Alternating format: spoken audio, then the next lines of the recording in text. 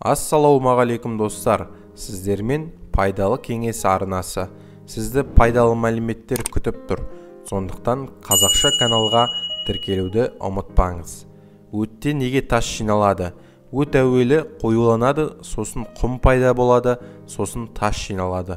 Өтті қоюлататын себептері көп. Соның маңызды төртеуін айта кетейін. Бірінші, суды аз ішу. Күніне 1,5-2 литр су ішу керек. Екінші, аз қимылдау. Өтте бұлшық ет болған соң адам қимылдағанда ол да қимылдап жақсы жұмыс жасай бастайды.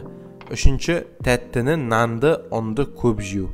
Өт майға бөлінетін болған соң тәттіні көп жеу өтті қоюландырады. Төртінші себебі спирт өнімдері. Алғашқыда қанды сұйылтқанымен қайтадан қан қоюлана бастайды. Бұл ішкі ағзада қан айналымын нашарлатып, өттің және де адам ағзасының жұмыс жасауына кедергі келтіреді. Сондықтан зияны бар нәрселерден аулақ болайық. Құрметті достар, ауырып ем іздегенше ауырмайтын жол іздейік. Сондықтан каналға тіркеліп лайк басуды ұмытпайық.